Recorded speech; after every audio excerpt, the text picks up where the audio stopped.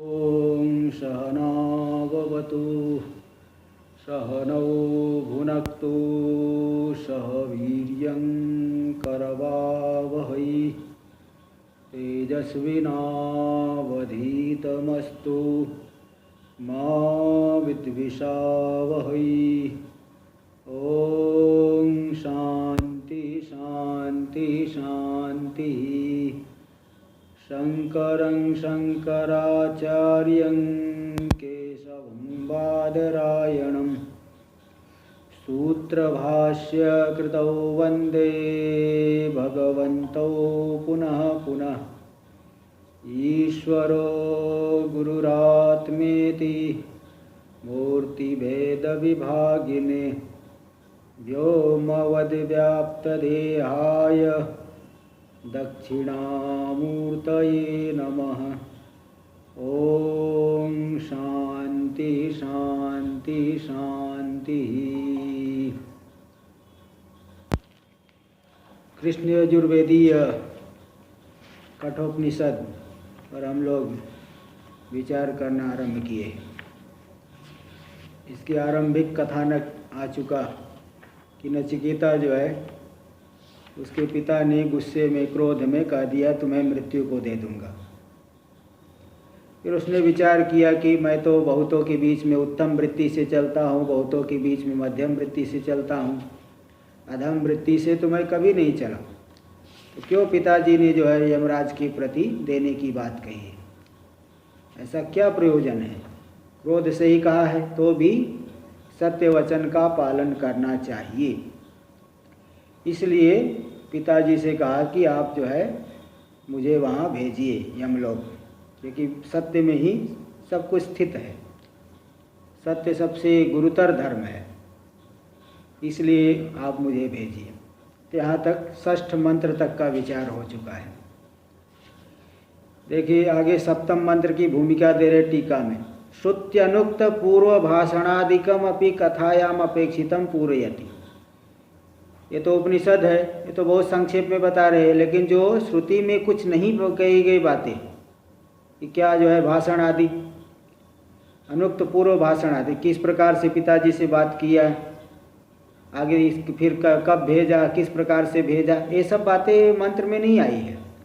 देखिए जो पिछला मंत्र आया उसमें तो सीधे ही कह दिए कि जैसे फसल आदि होती है, उत्पन्न होती है, बड़ी होती है, विनष्ट हो जाती है, ऐसे मनुष्य का शरीर भी षड्भाव विकार से ग्रस्त है। तो इसलिए इससे तात्पर्य निकल रहा है कोई जो है मिथ्या बोल करके अजर अमर नहीं हो सकता है, इसलिए आप अपने सत्य वचन का पालन करने के लिए भेजिए। ऊपर से अर्थ आ गया, अर्थात ये सिद्ध हुआ। तो श्रुति में जो पूर्व भाषण आदि क्या क्या बातचीत हुई ये सब नहीं आया है। तो भाषण आदि से जो है वो गए तो यमराज जी जो है उस समय थे नहीं अपने घर में, तो ये सब भी जो है कथा में अपेक्षित है।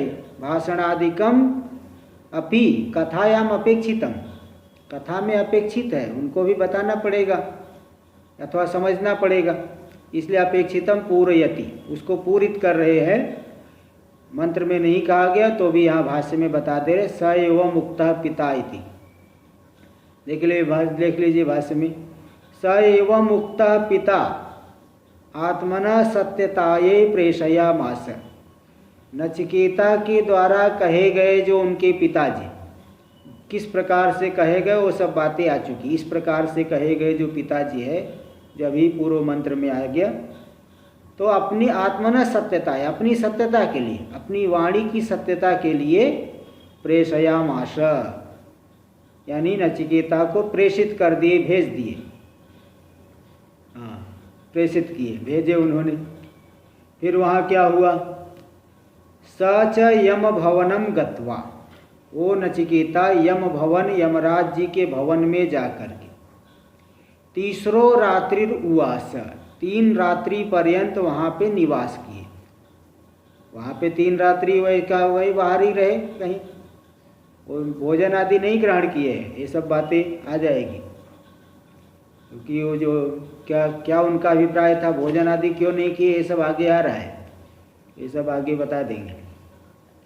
तो तीसरो रात्रि उवास यमे प्रोसिते, यमराज जी की प्रोसित यानी यमराज जी कहीं प्रवास पे गए हैं, कहीं अपने रिश्तेदारी में गए हैं अथवा कहीं गए हैं प्रवास पे, तो 3 दिन बाद ही यमराज जी आए। 3 दिन बाद जो है 3 दिन तक वो वैसे ही बिना खाए पिए ही उपवास पूर्वक नचिकेता रह गए। तो प्रोस्य आगतम यमम अमात्या भार्या व ऊचुर, और जो प्रवास करके आए यमराज जी, वो यात्रा करके जब वापस आए 3 दिन बाद, तो उस यमराज जी को अमात्या भार्या व ऊचुर, अमात्य जो मंत्री, देखो यहाँ कौन बोल रहा है ये पक्का नहीं है, या तो उनके कोई मंत्री बोले होंगे या पत्नियां बोले होंगी। भार्या भी यहाँ, क्योंकि बहुवचन वहाँ लेना पड़ेगा, या तो मंत्री लोग बोले अथवा पत्नियां बोली। तो ये अमात्या, अमात्य यानी मंत्री, भार्या यानी पत्नी, भार्या व ऊचुर, पत्नियां बोली। क्या बोधयन, तो उनको बोधित कराते हुए, क्या बोधित कराते हुए बोली? सप्तम मंत्र देख लीजिए। वैश्वानर प्रविशत्य तिथिर्ब्राह्मणो गृहान तस्यैतां शांतिं कुर्वन्ति हर वैवस्वतोदकम्। वैश्वानर प्रविश्यत्य, प्रविशति अतिथि, देखिए अन्वय करिए। वैश्वानर ब्राह्मण अतिथि सन गृहान प्रविशति तस्य एताम शांतिम कुर्वन्ति हे वैवस्वत उदकम हर। देखिए यहाँ क्या हो रहा है? वैश्वानर अतिथिर ब्राह्मण सन गृहान प्रविशति, आपके घर के सामने कोई ब्राह्मण अतिथि आ जाए तो सीधे यही समझ लीजिए तो साक्षात वैश्वानर अग्नि है। जैसे वैश्वानर अग्नि सभी घरों को जला देती है ना, तो इसलिए वैश्वानर है नहीं अग्नि, तो ब्राह्मण अतिथि समझ लो अग्नि का रूप धारण करके घरों में आया है, घर के सामने आके खड़ा हुआ है। तो उस वैश्वानर अग्नि की शांति, जैसे घर में आग लग जाए तो क्या किया जाता है? आप लोग ही दिमाग लगाइए भाई, पानी डाल करके बुझाओगे? आजकल शहरों में तो फायर ब्रिगेड बुलाएंगे, फायर ब्रिगेड तुरंत आ करके, अग्निशमन दल वो आ करके पानी जल छोड़ेंगे। तो जो है वो जल छोड़ते हैं जिससे अग्नि बुझ जाए। तेजो ब्राह्मण वैश्वानर अग्नि ही ब्राह्मण अतिथि का रूप धारण करके घरों में प्रवेश किया है, इसलिए उसकी शांति के लिए तुरंत जो है ब्राह्मण का सत्कार किया जाता है। तस्यैताम शांतिम कुर्वन्ति, उस वैश्वानर अग्नि की इस शांति को लोग करते हैं। क्या करते हैं? अर्घ्य पाद्य आचमनीय, तुरंत जो है पूजन के लिए जल ले आएंगे, अर्घ्य हाथ धोने के लिए, पाद्य पैर धोने के लिए, आचमनीय मुंह धोने के लिए। अर्घ्य यानी पूजा होता है, हाथ धोने के लिए भी ऐसा अर्थ करते हैं। पाद्य यानी पैर धोने के लिए, आचमनी यानी मुंह धोने के लिए जल लाते हैं, पूजन करके उनको भोजन आदि कराते हैं, है ना। तो इसलिए वो जो है समझ लीजिए वो ब्राह्मण अतिथि साक्षात अग्नि है। अग्नि को जैसे पानी डाल के बुझाना पड़ेगा, ऐसे ही ब्राह्मण देवता को तुरंत शांति के लिए कोई आ गए तो अर्घ्य पाद्य आचमनी ये सब दे करके उनको प्रसन्न करना है। तो इसलिए वही बता रहे हैं कि तस्यैताम शांतिम कुर्वन्ति, उस वैश्वान नर अग्नि की इस शांति को लोग करते हैं। अर्घ पाद्य आचमनी ला के उनका स्वागत करते हैं, भोजन आदि फिर कराते हैं। इसलिए हे वैवस्वता, विवस्वान के हे पुत्र, हे सूर्य पुत्र यमराज जी, उदकम हरा, जल्दी से जल लाइए, नहीं तो शाप दे देंगे, पूरा जो है विनष्ट हो जाएगा, कुछ नहीं बचेगा। तुम तो ज्ञानी हो, तुम्हारे चक्कर में पूरा परिवार नष्ट होगा, इसलिए जल्दी से जल्दी जल ले आइए, तुरंत जो है इनका पैर धुलवाइए, हाँ आचमनी, तुरंत स्वागत सत्कार करिए, नमोस्तुनंताय सहस्रमूर्तये, तुरंत पूजन आदि करिए।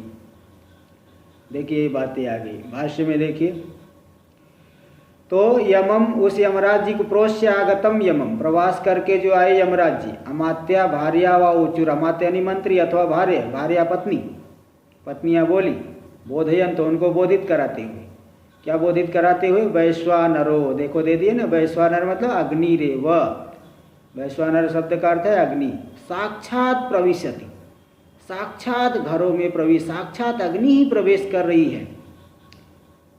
तो अतिथिर प्रसन्न ब्राह्मणों, वो अतिथि का रूप, ब्राह्मण अतिथि का रूप धारण करके वैश्वानर अग्नि प्रवेश करती है घरों में।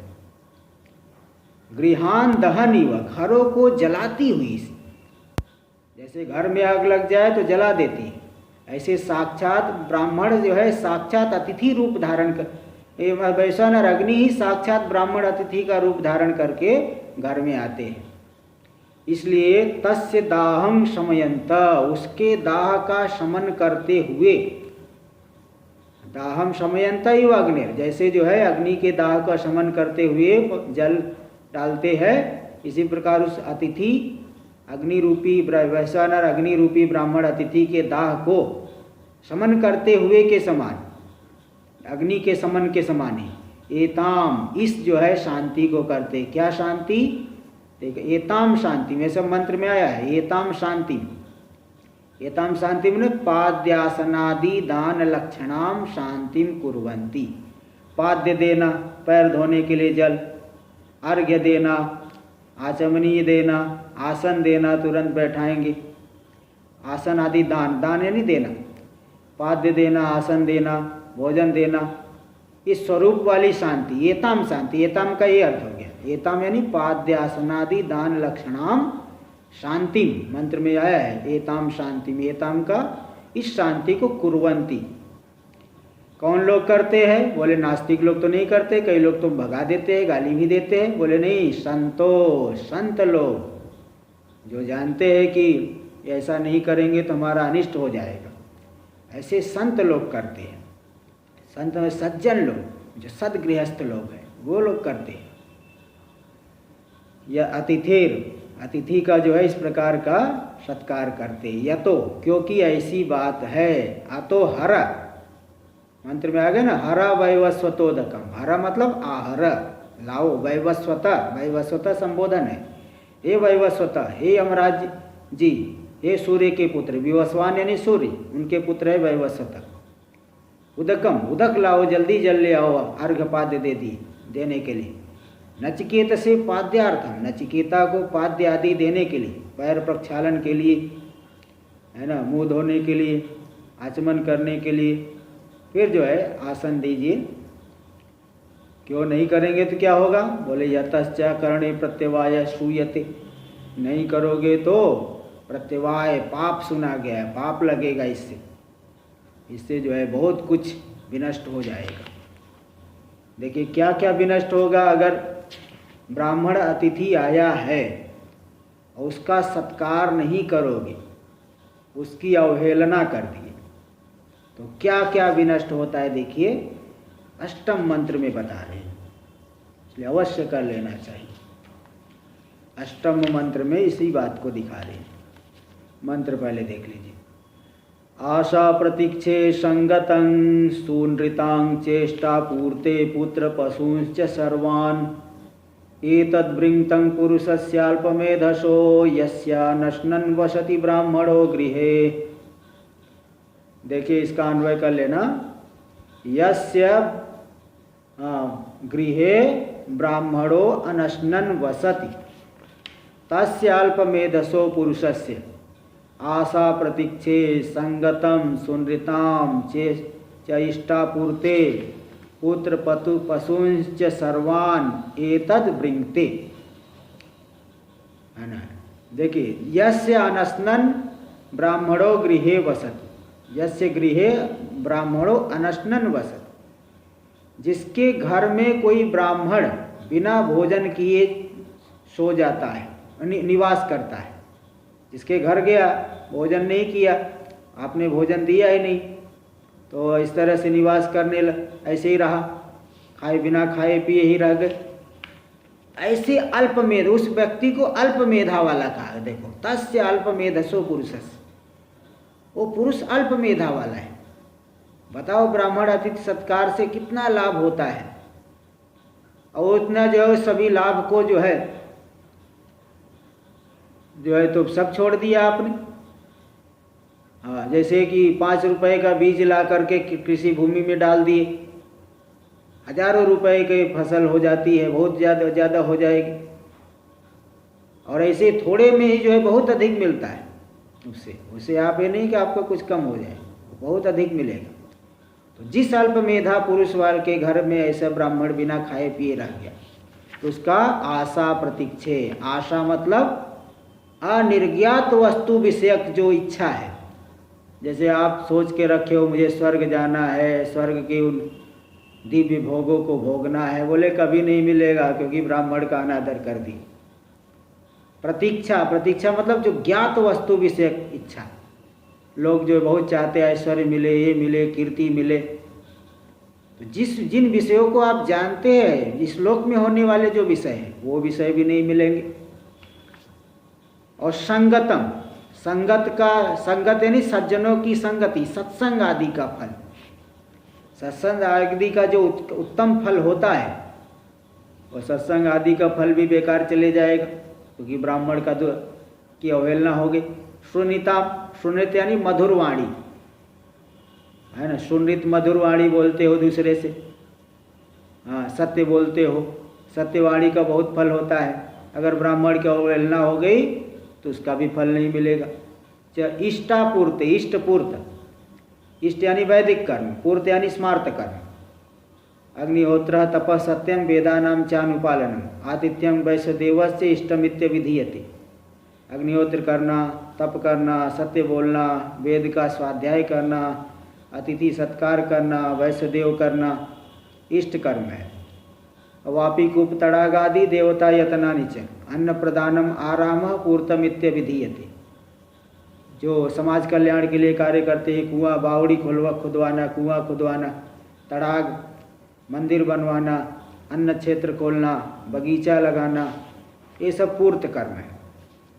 इन सभी कर्मों का जो फल होता है, अगर ब्राह्मण अतिथि का अनादर हो गया, सब बेकार हो गया। इष्टापूर्ति पुत्र पशुंच सर्वान, जितने पुत्र पशु आदि अन्य सभी जो है एतत् फलम बृंगते, इन सभी फलों को वह नष्ट कर देता है। जिसके घर पे, जिस अल्प मेधा वाले पुरुष के घर पे ब्राह्मण अतिथि बिना भोजन किए निवास कर गया। इसलिए हमारे एक स्वामी बहुत बड़े प्रसिद्ध महात्मा तो बता रहे थे, मतलब वो बताते थे अपने प्रवचन में, अभी उनका शरीर तो नहीं है, वो बताते थे, बहुत मतलब ज्ञानी, बहुत प्रसिद्ध महात्मा है, तो उन्होंने वो बताया करते थे। तो नर्मदा परिक्रमा में थे, कहीं पे रुके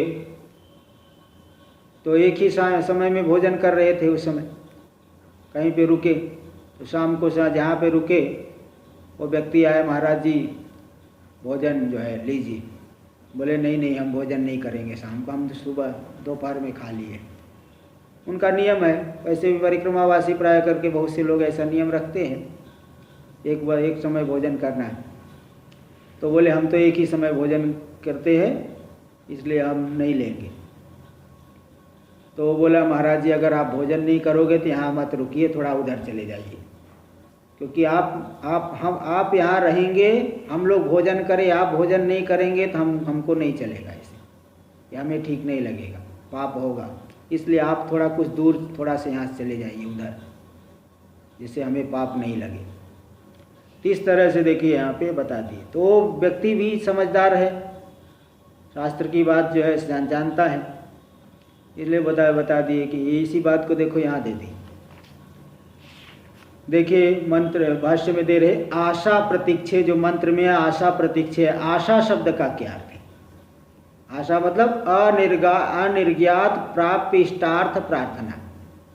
जिस वस्तु को आप प्रत्यक्ष नहीं देखो, केवल सुन के रखे स्वर्ग में ऐसे ऐसे भोग होते हैं, निर्ज्ञात निशेषण ज्ञात नहीं है, प्रत्यक्ष नहीं देखो किंतु सुन के रखे हो, तो अनिर्ज्ञात प्राप्य इष्ट वस्तु विषयक जो प्रार्थना है, मन में चाहना है, वही है आशा। और प्रतीक्षा क्या है? प्रतीक्षा मतलब निर्ज्ञात प्राप्य अर्थ प्रतीक्षणम प्रतीक्षा। निर्ज्ञात, कोई चाहता है मैं मंत्री बन जाऊँ, कोई चाहता है मैं पैसे वाला हो जाऊँ, कोई चाहता है वाहन हो जाए, कोई चाहता है मुझे पुत्र मिल जाए, कोई चाहता है कीर्ति हो जाए, कोई चाहता है मुझे विद्या बहुत विद्या मिल जाए। तो अगर उसके घर में अतिथि का सत्कार नहीं हुआ तो निर्ज्ञात जो प्राप्य अर्थ, जिसको प्रत्यक्ष देखा है ऐसे ज्ञात प्राप्तव्य अर्थ, उसकी प्रतीक्षा, प्रतीक्षण, उसकी भी जो उसकी भी इच्छा, वो प्रतीक्षा हो गई। जो प्रतीक्षा कर रहे हैं मिल जाए मिल जाए, तो ते आशा प्रतीक्षे है। आशा प्रतीक्षे, आशा और प्रतीक्षा का अर्थ हो गया, वो भी व्यर्थ हो जाते हैं।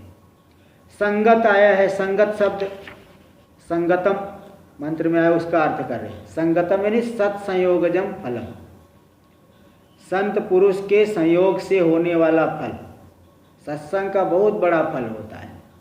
इसके विषय में आपको एक श्लोक बताए देता हूँ, शायद आप सुने होंगे। वो श्लोक है इस विषय में, जाड्यं धियो हरति सिंचति वाचि सत्यं मानोन्नतिं दिशति पापमपाकरोति चेतः प्रसादयति दीक्षु तनोति कीर्तिं सत्संगति कथय किं न करोति पुंसाम। जाड्यं धियो हरति सिंचति वाचि सत्यम। जो सत्संग है सज्जनों का, सत्महापुरुष सत्पुरुषों का संग क्या करती है? जाड्यम धियो हरति, बुद्धि की जड़ता को हर लेती है। आप अपने आप को शरीर मानते हो, लेकिन संत बताते हैं नहीं, तुम शरीर नहीं हो, तुम आत्मा हो, तुम सच्चिदानंद रूप हो। तो सत्संग से क्या लाभ हुआ? पहला, जाड्यम धियो हरति, बुद्धि की जड़ता को हर लेती है सत्संग। सिंचति वाचि सत्यम, वाणी में सत्य का सिंचन कर देती है। झूठ बोलने वाला व्यक्ति भी सत्य बोलने लगता है। वाल्मीकि जी देखिए कितना क्या से क्या हो गए, रत्नाकर डाकू से जो है वाल्मीकि हो गए। मानोन्नतिम दिशत, मान सम्मान भी बढ़ता है। लोग कहते देखो ये तो सत्पुरुषों का संग करते, ये सत्संगी आदमी। पापम अपा करोति, पाप को दूर कर देता है सत्संग। चेतः प्रसादयति, चित्त को प्रसन्न कर देता है। और दीक्षु तनोति कीर्तिम, चारों दिशाओं में कीर्ति फैल जाती है। ज़्यादा क्या कहे, सत्संगति कथया किम न करोति पुंसाम। सत्संग पुरुषों का क्या लाभ नहीं करता है, ऐसा देखिए श्लोक आ गया। तो इस तरह से सत्संग का भी जो फल है, अगर भाई आप सत्संग सुनोगे तो ये बातें तो बताई जाती है कि अतिथि सत्कार, ब्राह्मण का सत्कार करिए। अब वो उसका अवहेलना किए तो उसका क्या पूरा फल मिलेगा? यानी आप केवल सुन ही रहे, पालन तो नहीं कर रहे। इसलिए सत्संयोगजम फलम, सत्संग जनित जो फल है वो भी नहीं मिलेगा। मंत्र में सुनृताम आया, सुनृताम आया, तो सुनृताम च, सुनृता ही प्रिया वाक। सुनृत क्या है? प्रिय वाणी। कभी भी किसी आदमी से कठोर नहीं बोलना चाहिए। इसलिए कहीं शास्त्र में आता है वचने का दरिद्रता। बोलने में क्या दरिद्रता है भाई? मीठा तो बोल सकते हो आप, किसी को कठोर ज़्यादा वैसा क्यों बोलना, अनिष्ट क्यों बोलना? इसलिए जो है ये प्रिय वाणी, प्रिय वाक तन्निमित्तम च, सुनृता ही प्रिया वाक तन्निमित्तम, उस प्रिय वाणी निमित्तक जो फल है वह भी विनष्ट हो जाएगा। इष्टापूर्ते, इष्टापूर्ते के इष्टम यागादिजम, यागादि से जन्य फल। पूर्तम यानी आराम आदि क्रियाजम फलम।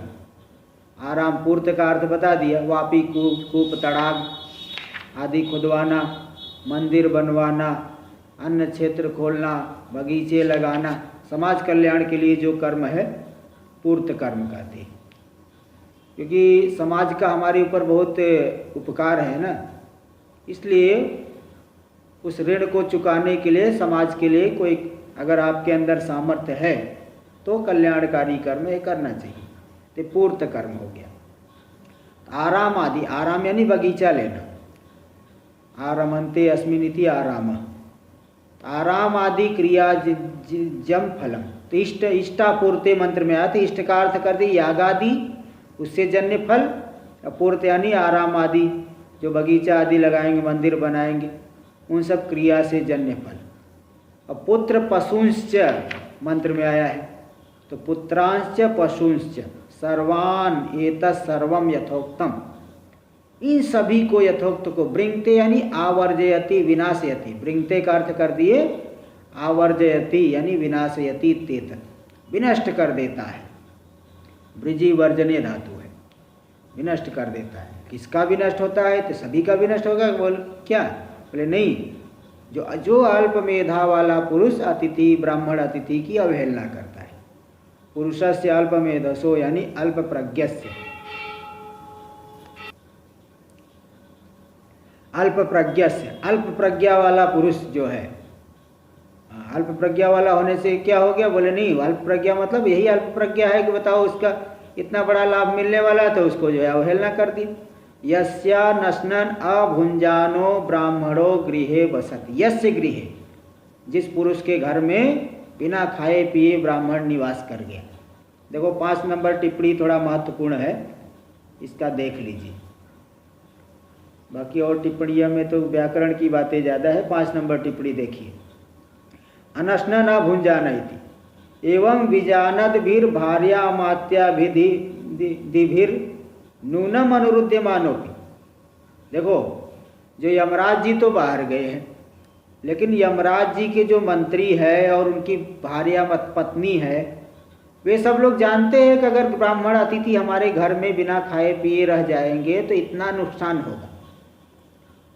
तो इसलिए उन्होंने अनुरोध तो किया था, नूनम अनुरुध्यमानो, नूनम निश्चितम, निश्चित रूप से उन्होंने अनुरोध किया था। बारंबार नचिकेता से कहा कि हे ब्राह्मण देवता खा लीजिए, भोजन करिए, भोजन करिए। तो लेकिन नचिकेता ने भोजन नहीं किया। तो अनुरुध्यमानोपि भोजनार्थम, भोजनाद्यर्थम, भोजन के लिए, जल पे और अच्छी जो है अन्य सुविधाओं के लिए, तो भी नचिकेता नहीं खाया। नूनम मद वियोग पीड़ितो मत पिता न भवेत भुक्तवान। क्यों नहीं खाया? नचिकेता ने यही सोचा कि नूनम मद वियोग पीड़ितो मत पिता न भवेत भुक्तवान। बताओ जिनका जो है 5-8 साल का लड़का जो है उसको यमराज के यहाँ चले गया, तो मेरे वियोग से पीड़ित होकर के मेरे पिताजी निश्चित रूप से भोजन नहीं किए। न भवेत भुक्तवान मामेव प्रतीक्षमाणा, वो अभी तक मेरी प्रतीक्षा करते होंगे। वो जानते तो है कि वह जो है कि मेरा पुत्र तो धार्मिक है, उसका अनिष्ट नहीं हो सकता, ऐसा मन में बना हुआ है, लेकिन फिर भी बहुत आशंका है ना, पता नहीं कुछ हो भी सकता है। यमराज जी के पास जाके कोई लौटता तो नहीं है, संशय है। इसलिए मामेव प्रतीक्षमाणा, मेरी प्रतीक्षा करते हुए निश्चित रूप से मेरे पिताजी अभी तक भोजन नहीं किए। इति मयापि कथम भुज्येत, तो मैं कैसे, मेरे द्वारा कैसे भोजन किया जाए जब हमारे पिताजी 3 दिन से भूखे हैं, घर के लोग 3 दिन से उपवास कर रहे हैं, तो मैं भी भोजन नहीं करूँगा। इति मनीषया नैव भुक्तवान इति अवगम्यते, इसी बुद्धि से नचिकेता ने भोजन नहीं किया ऐसा मालूम पड़ता है। नहीं तो ऐसा तो नहीं कि यमराज जी की पत्नी आदि यमराज जी के आने पे ही बताएंगी, उसके पहले नहीं बताएंगी, ऐसी तो बात नहीं है। इसलिए वो नचिकेता ने इसी दृष्टिकोण से भोजन नहीं किया था, ते बता दी। इसलिए इन सब फल जो है विनष्ट होता है अगर जिसके यहाँ ब्राह्मण अतिथि बिना खाए पिए रह जाए, बिना भोजन किए, जिसका स्वागत आदि न हो। तस्माद अनुपेक्षणीय सर्वास्व अवस्था सुप्य अवस्था स्वप्य अतिथिर इत्यर्थ। इसलिए किसी भी अवस्था में, सभी अवस्थाओं में, किसी भी अवस्था में अतिथि की उपेक्षा नहीं करनी चाहिए, उसका तिरस्कार नहीं करना चाहिए, बल्कि स्वागत सत्कार ही करना चाहिए। भले आपके पास ज़्यादा कोई ऐश्वर्य नहीं है तो भी कम से कम पानी तो पिला सकते हो, प्रेम से जो है उनको नमस्कार कर सकते हो, लेकिन उपेक्षा तो नहीं करना चाहिए, बिल्कुल नहीं। इस तरह से बता दी। एवं मुक्तो मृत्यु, इस तरह से जब यमराज जी के मंत्री और अथवा पत्नी ने मृत्यु यमराज जी को कहा, इस तरह से यमराज जी कहे गए। यमराज उवाच, फिर जाके नचिकेता के पास जाके उन्हें तुरंत जो है ग्लानि हुई कि अरे मैं कैसे 3 दिन से बिना भोजन किए ब्राह्मण अतिथि रह गए। इसलिए नचिकेतसम उपगम्य पूजा पुरस्सरम, नचिकेता के समीप में जाकर के उनकी पूजा पूर्वक पहले पूजा करके फिर बोले, पहले पूजन किए कि जिससे कम से कम तुरंत जो है राहत मिले। इसलिए पूजा पूर्वक नचिकेता से बोले। क्या बोले? हम लोग 9वां मंत्र देखेंगे। देखो प्रथम अध्याय की प्रथम वल्ली का 9वां मंत्र। कठोपनिषद में 2 अध्याय है, उसमें 3-3 वल्ली है। प्रथम अध्याय में 3 वल्ली, द्वितीय अध्याय में 3 वल्ली। अब मंत्र तो काफ़ी है, अभी प्रथम वल्ली में ही शायद 29 मंत्र आएंगे, 29। द्वितीय वल्ली में कुछ 20-25 आएगा, तो ऐसे मतलब काफ़ी संख्या में। तो प्रथम 2 अध्याय है, उसमें 6 वल्ली है। मंत्र तो कुल मिला के 130 से कितना है, उससे ज़्यादा ही है, शायद 130 के ऊपर ही है। तो देखिए आगे देखिए, तो बोले 9 मंत्र देखिए। तीसरो रात्रिर्यदवासिर्गृहे में नश्नन् ब्रह्मन्नतिथिर्नमस्यः नमस्तेस्तु ब्रह्मन् स्वस्ति मेस्तु तस्मात् प्रतीत्रीन् वरान् वृणीस्व। यमराज जी जाके नचिकेता से बोल रहे हैं पूजा करके। तीसरो रात्रिर्यदवासिर गृहे में नश्नन् ब्रह्मन् अतिथिर्नमस्य। तो बोले देखिए अन्वय करना इस तरह से, हे ब्रह्मन यत् तीसरो रात्रिर में गृहे अनश्नन् अवात्सिर। नमस्य, हे ब्रह्मन नमस्य अतिथि सन यत् तीसरो रात्रिर में गृहे अनश्नन् अवात्सी। ये पूर्वार्ध की अन्वय हो गया। इसका अर्थ है कि हे ब्राह्मण, हे ब्रह्मन, हे ब्राह्मण देवता, नमस्य अतिथि, नमस्कार करने की योग्य अतिथि हो, बड़े सम्माननीय अतिथि है। आप ब्राह्मण हैं, बड़े सम्माननीय अतिथि हैं। ऐसा होते हुए भी जो 3 रात्रि तक मेरे घर पे बिना खाए पिए आपने निवास किया, आपको बारंबार नमस्कार, आप नमस्कार के योग्य है। नमस्ते तु ब्रह्मन, आपको नमस्कार है। देखिए उत्तरार्ध में, हे ब्रह्मन ते यानी तुभ्यम नमस्ते अस्तु, तुभ्यम नमः अस्तु। देखो नमस्ते बोलते हैं ना, नमस्ते में 2 पद है। ते यानी तुभ्यम, उसका अर्थ होता है तुम्हारे लिए, नमः यानी नमस्कार। तो हे ब्रह्मन तुभ्यम नमः अस्तु, और स्वस्ति में अस्तु, मेरा भी कल्याण हो। तस्मात् प्रतीत्रीन् वरान् वृणीस्व। तो देखिए यहाँ उत्तरार्ध में अन्वय होगा, हे ब्रह्मन ते नमः अस्तु मे स्वस्ति अस्तु तस्मात् प्रतीत्रीन् वरान् वृणीस्व। तो हे ब्रह्मन तुम्हारे लिए नमस्कार है, मेरा भी कल्याण हो, क्योंकि आप खुश हो जाओगे तो मेरा भी कल्याण होगा। और तस्मात् प्रतीत्रीन् वरान् वृणीस्व, जो 3 रात्रि तक आपने भोजन नहीं किया, उन तीनों रात्रियों के लिए, प्रत्येक रात्रि के लिए 1-1 वर यानी 3 वर मुझसे मांग लीजिए। वृणीस्व, वरण कर लीजिए। इसका देख लीजिए भाष्य में, सब सरल ही है। तो तीसरो रात्रिर यद यस्माद अवासिर, यद का अर्थ है यस्माद, क्योंकि आपने 3 रात्रि निवास किया। तीसरो रात्रिर, यद यानी यस्माद, जो वहाँ पे आया मंत्र में, यद यानी यस्माद, क्योंकि। अवासिर मतलब उसितवानसी, आपने निवास किया। कहाँ पे? गृहे में का अर्थ है मम, मेरे घर में। अनश्नन, बिना खाए पिए। हे ब्रह्मन अतिथि सन नमस्यो, आप पहली बात अतिथि ब्राह्मण है। नमस्यो, नमस्कारार्हस्य, नमस्कार के योग्य है। तो इसलिए 3 रात्रि तक बिना खाए पिए रहे, इसलिए तस्मान नमस्ते तुभ्यम अस्तु भवतु। ते यानी तुभ्यम, नमस्ते में ते का अर्थ होता है तुभ्यम, तुम्हारे लिए, आपके लिए, तुम्हारे लिए, आपके लिए नमस्कार हो। हे ब्रह्मन स्वस्ति भद्रम में अस्तु, है ना, मेरा भी कल्याण हो। तस्माद् भवतो अनशनेन मद गृहवास निमित्तात् दोषात् तत्प्राप्ति उपशमेन। तो हे ब्रह्मन स्वस्ति यानी भद्रम में अस्तु, मेरा भी कल्याण हो। तस्माद् भवतो अनशनेन, कहाँ से कल्याण हो? वो जो आपके भोजन नहीं किया आपने, मद गृहवास निमित्ता दोषात्, अनशन करके जो आपने मेरे घर में वास निमित्त रूपी दोष जो हुई, तत्प्राप्त्युपशमेन, उस अमंगल की प्राप्ति का उपशम करके, उपशम के द्वारा, शांति के द्वारा, अमंगल न मिले, अमंगल की प्राप्ति के उपशम के द्वारा मेरा भद्र हो, कल्याण हो।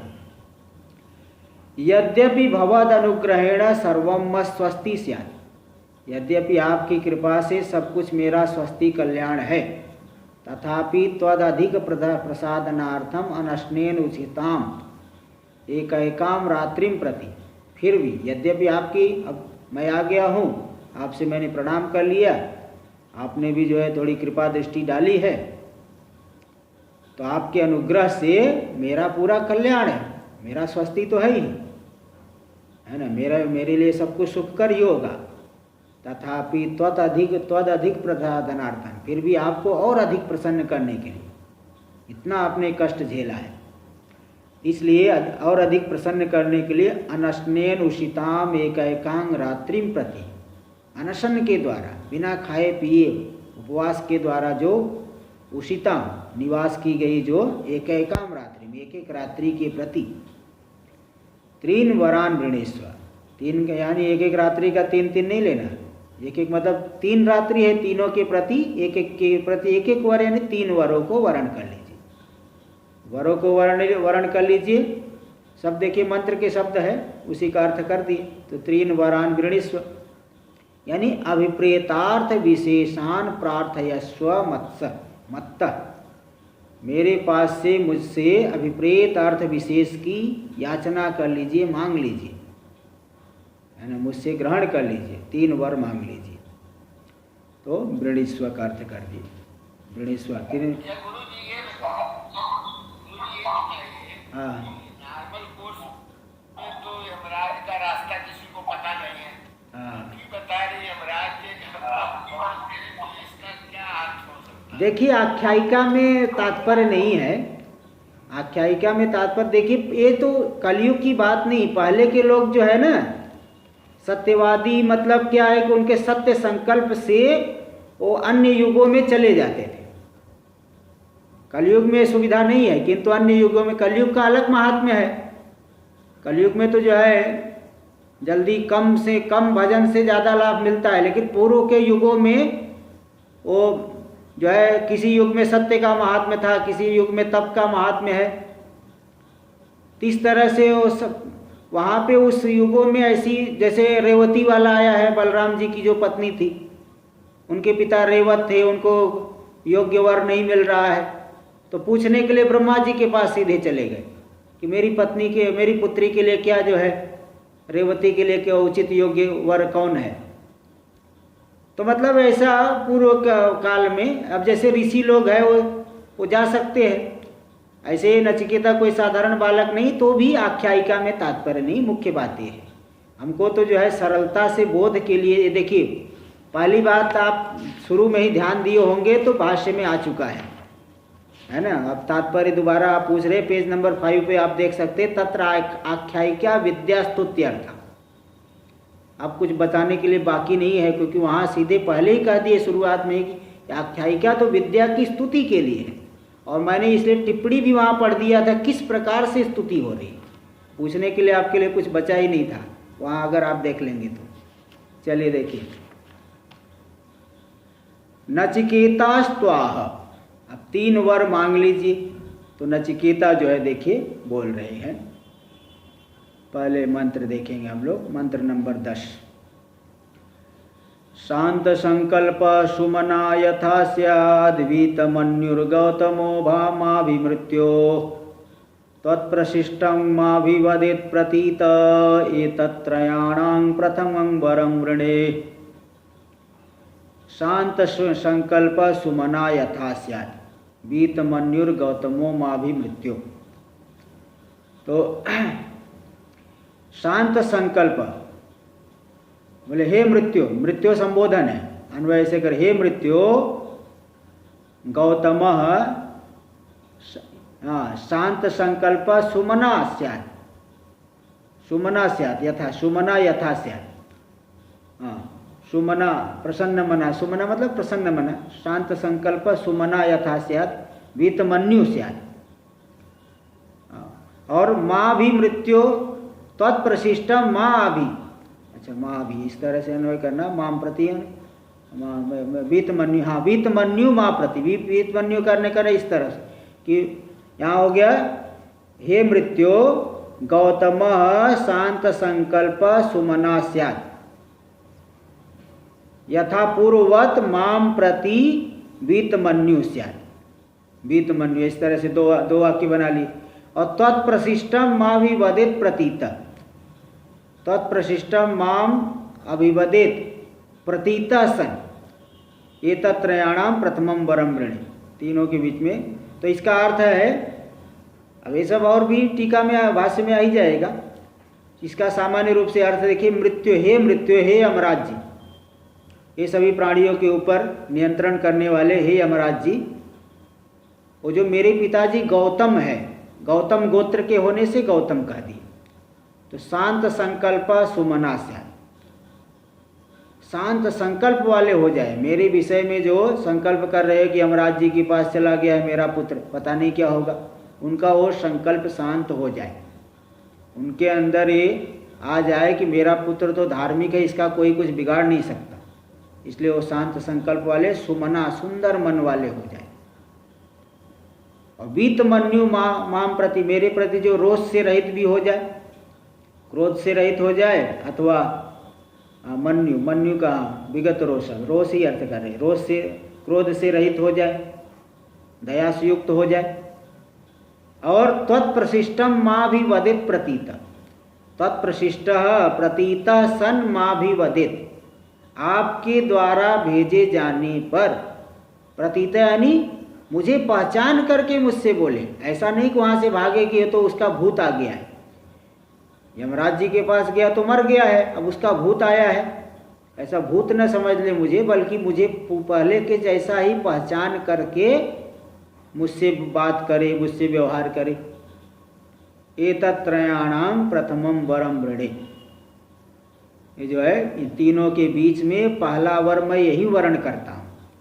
तो कुल मिला के यहाँ पे पिता की संतुष्टि को प्रथम वर के द्वारा मांगी, पिता हमारे संतुष्ट हो जाए, उनको परितुष्टि मिले, शांत हो जाए, यही प्रथम वर के द्वारा मांगे हैं।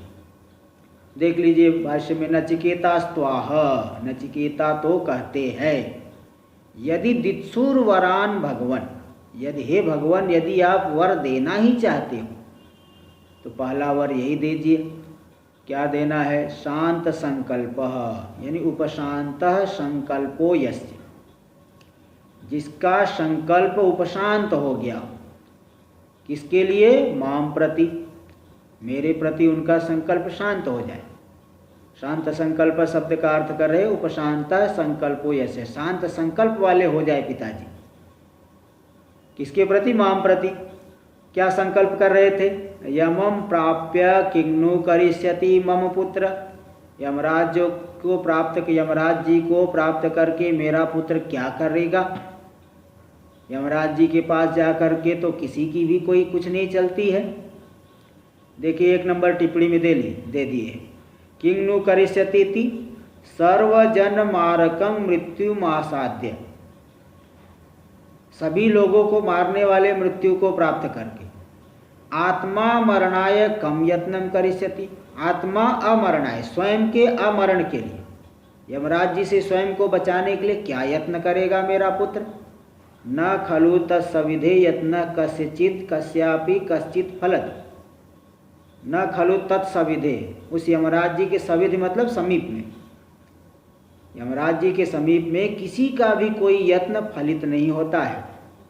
इसलिए मेरा पुत्र क्या कर लेगा उनके पास जा करके, बेचारा वो मारा ही जाएगा। इति भाव। तो सदयम सस्नेहम चाह, दया से युक्त होकर के, स्नेह से युक्त होकर के क्या सोच रहे? मम, देखो मेरा पुत्र बेचारा गया, बेचारा गया। इस तरह से जो उनका संकल्प विकल्प हो रहा है, इति इस प्रकार का जो संकल्प शांत संकल्प, उस संकल्प की शांति हो जाए, शांत संकल्प वाले हो जाए हमारे पिताश्री। और सुमना मतलब प्रसन्न मनाश्च, प्रसन्न मन वाले हो जाए, उनका मन प्रसन्न हो जाए। अब देखिए 2 नंबर टिप्पणी भी बहुत महत्वपूर्ण है। कैसे प्रसन्न होंगे, प्रसन्न मना कैसे होंगे? भाई संकल्प होने लगी कि मेरा पुत्र तो धार्मिक है। देखो दी ये 2 नंबर, पुत्र प्रसन्न मनाए थे, पुत्र से में धर्म प्रियत्वात्। देखो मेरा पुत्र तो धर्म में प्रेम रखने, प्रीति रखने वाला, धर्म प्रिय है। यमस्य च धर्मराजत्वात्, यमराज जी भी धर्मराज है, इसलिए धर्मो रक्षति रक्षित इति नियमात, नियम है। ये मनुस्मृति का श्लोक है। मनुस्मृति में 8वें अध्याय का 5वां श्लोक है। धर्म एव हतो हन्ति, धर्मो रक्षति रक्षितः, तस्मात् धर्मो न हन्तव्यो, मानो धर्मो हतो वधित। ऐसा ये श्लोक है। मनुस्मृति 8वें अध्याय का 5वां श्लोक है। धर्म एव हतो हन्ति, हता धर्म एव हन्ति। जिस धर्म का आपने हनन किया, जिस धर्म को आपने छोड़ा, वही छोड़ा गया धर्म स्वयं जो है छोड़ने वाले का ही हनन कर देगा। जिसने धर्म को छोड़ा, धर्म उसे मार देगा। धर्मो रक्षति रक्षिता, रक्षिता धर्मो रक्षति।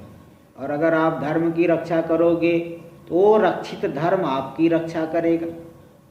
भाई जो प्रजा को धारण करे, सभी को वही तो धर्म है। तो धर्म का हनन, धर्म को छोड़ोगे तो धर्म ही आपको मार देगा, छोड़ा गया धर्म। और धर्म की रक्षा करोगे, वही धर्म आपकी रक्षा कर देगा। तस्मात् धर्मो न हन्तव्यो, इसलिए कभी भी धर्म का हनन नहीं करना चाहिए। मानो धर्मो हतो वधित, जिससे वो हत धर्म मेरा वध न करे, इसलिए धर्म का कभी भी हनन नहीं करना चाहिए। यही बात थोड़ा सा दे दी। धर्मो रक्षति रक्षित इति नियमात्, मेरा पुत्र तो धर्म प्रिय है और यमराज जी धर्मराज है। और धर्मो रक्षति रक्षित ये नियम है। रक्षित धर्म हमारी रक्षा करता है, ये नियम है। इसलिए जीविष्यति एवमेव पुत्र, मेरा पुत्र इसलिए जीवित ही रहेगा, मरेगा नहीं, निश्चित है। इत्येवं प्रसन्नम मनोयस्य, ऐसा संकल्प करके वो प्रसन्न मन वाले हो जाए। तो प्रसन्न मनाश्च यथा स्यात् वीतमन्यु विगत रोष। ऐसा नहीं कि मेरे पिता मैं जाओ क्रोध करने लग रहे, तू बड़ा जो है तू चालाकी दिखा रहा था, मैं नहीं भेज रहा, तो भी तो गया, आखिर वापस आया ना। इस तरह का भी भाव हो सकता है।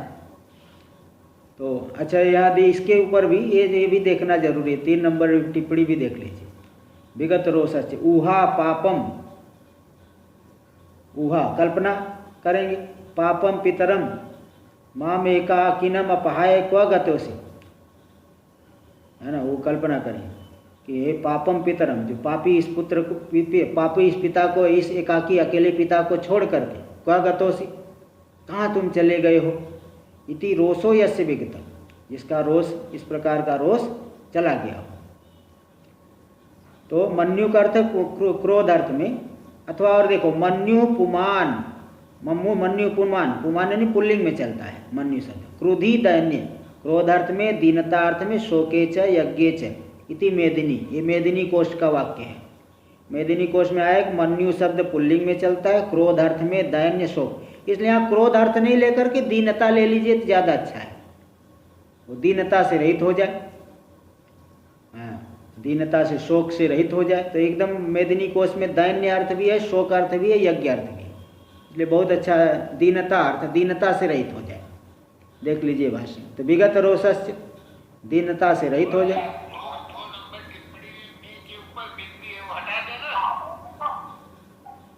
कहाँ 2 नंबर टिप्पणी में?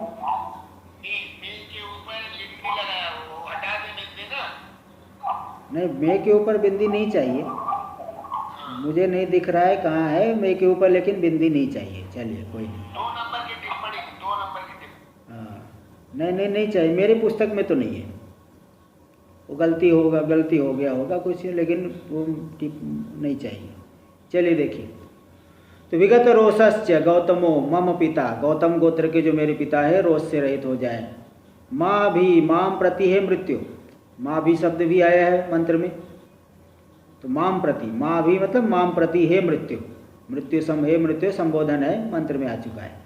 किंच त्वत्प्रशिष्टम, तत्प्रशिष्टम जो मंत्र शब्द में आया शब्द उसका अर्थ है त्वया विनिर्मुक्तम प्रेषितम गृहम प्रति, आपके द्वारा छोड़े जाने पे, जब मैं घर के प्रति भेजे जाने पर, माँ यानी माम, माँ का शब्द का अर्थ है माम, अभिवदेत, अभिवदेत यानी बोले, प्रतीतो यानी लब्धा स्मृति, स्मृति को की प्राप्ति करके, स एव आयम पुत्रो ममागत इत्येवं प्रत्यभिजानन इत्यर्थ, वही देखो मेरा वही पुत्र आ गया है, हाँ, इस तरह से पहचानते हुए वह मुझसे बात करे, ऐसा नहीं कि वो भूत आ गया है भागे, इस तरह से पहचान करके मुझसे बात करे इत्यर्थ। एतत् प्रयोजनम त्रयाणाम वराणाम प्रथमम आद्यम वरम वृणे, तो इस प्रयोजन वाले जो प्रथम वर को तीनों वरों के बीच में प्रथमम वरम, एतत् त्रयाणाम, वो तो मंत्र का ही पंक्ति, एतत् प्रयोजन, इसी प्रयोजन को तीन वरों के बीच में प्रथम आद्यम वरम ऋणे, ये प्रथम वर के द्वारा मैं वर्ण करता हूँ, मतलब प्रार्थ है। तो कुल मिला के क्या प्रार्थना किए, यत् पितु परितोषणम, जो पिता की संतुष्टि है, परितुष्टि है, वही मैं प्रथम वर के द्वारा प्रार्थना करता हूँ।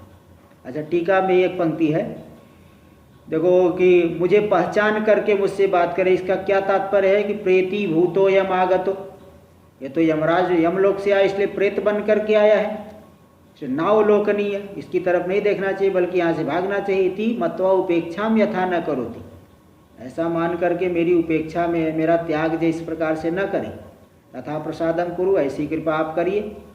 इत्याह किंच तत्प्रशिष्टम, इसी बात को देखे, आपके द्वारा भेजे जाने पर मुझे पहचान करके बात करे।